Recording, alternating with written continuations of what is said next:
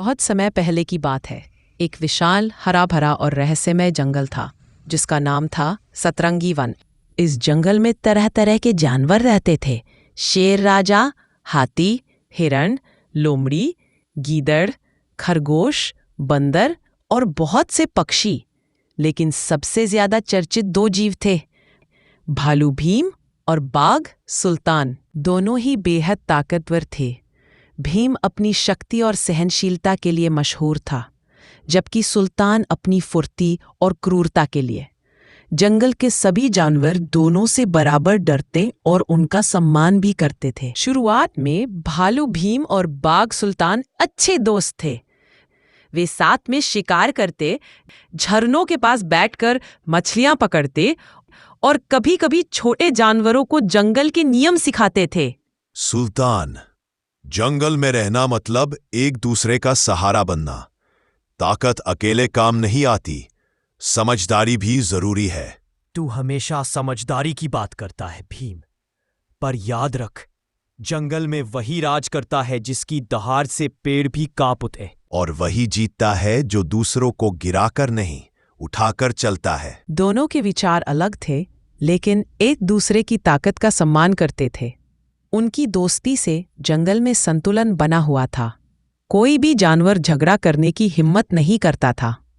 एक दिन की बात है, जंगल में सूखा पड़ गया था। नदियां सूखने लगी, पेड़ों की पत्तियां मुरझाने लगी और खाने पीने की कमी हो गई। सभी जानवर परेशान थे। उसी दौरान जंगल के बीचों बीच एक हिरन दिखाई दिया, थका हुआ, प्यासा और कमजोर। बाघ सुल्तान ने हिरन को देखा और बोला, आज का यह शिकार तो मेरा होगा।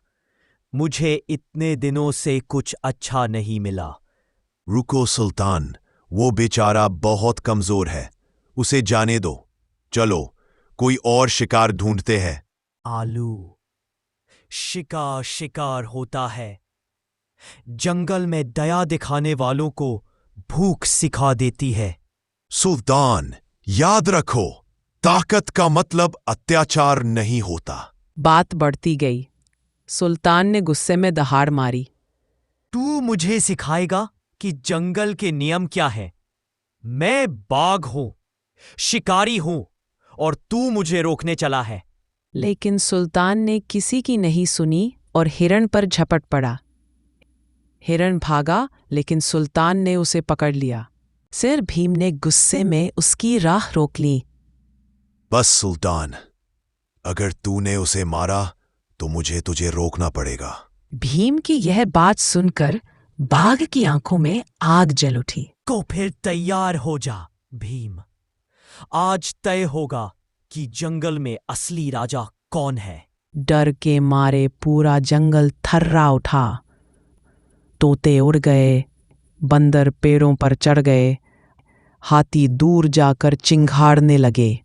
भालू और बाघ आमने सामने थे। पहला वार बाघ ने किया। उसने छलांग लगाई और अपने पंजों से भीम पर झपट्टा मारा। भीम ने समय रहते खुद को बचाया और अपने भारी पंजे से सुल्तान को धक्का दिया। सुल्तान जमीन पर गिरा, लेकिन तुरंत उठ खड़ा हुआ। अच्छा, तो तू भी मुकाबला चाहता है? तो फिर हो जा तैयार। मुझे लड़ाई पसंद नहीं, लेकिन जब कोई निर्दोष को सताए तो मैं चुप नहीं रह सकता। बाघ ने दांत दिखाए और चारों ओर घूमने लगा। तो अब चुप रहने का वक्त गया भालू। अब जंगल में सिर्फ एक राजा रहेगा, सुल्तान। लड़ाई शुरू हो गई।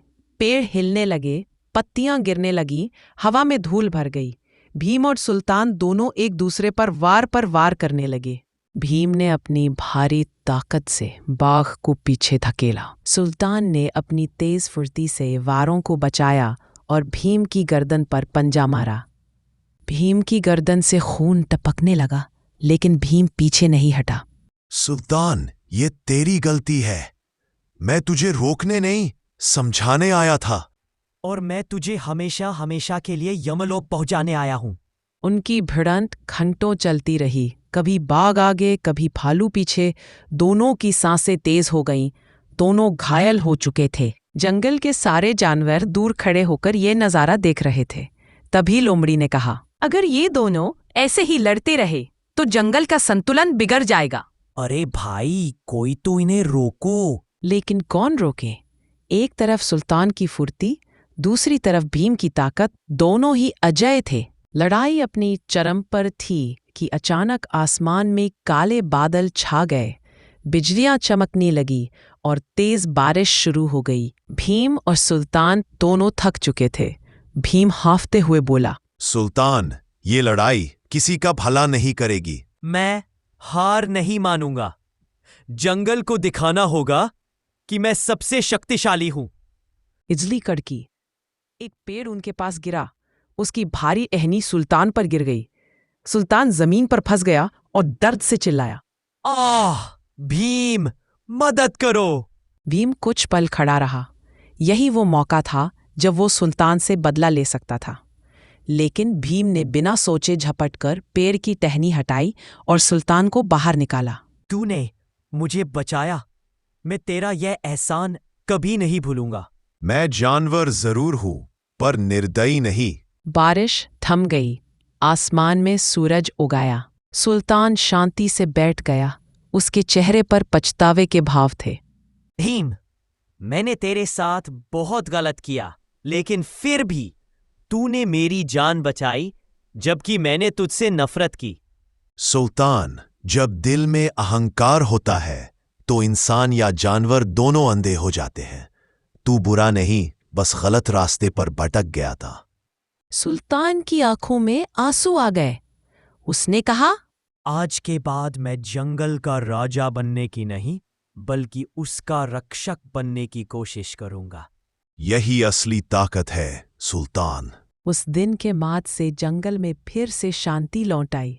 सुल्तान अब दूसरों की मदद करता, कमजोर जानवरों की रक्षा करता। भीम और सुल्तान फिर से दोस्त बन गए। इस कहानी से यह सीख मिलती है कि अहंकार हमेशा विनाश लाता है। शक्ति का सही उपयोग तभी है जब उससे किसी की रक्षा हो। दोस्ती में मतभेद आ सकते हैं, पर समझदारी से हल निकलता है। दया सबसे बड़ी बहादुरी है। दोस्तों, कैसी लगी आपको ये कहानी? ऐसी नई और मज़ेदार कहानियाँ देखने के लिए हमारे इस वीडियो को लाइक और चैनल को सब्सक्राइब करना ना भूलें। धन्यवाद।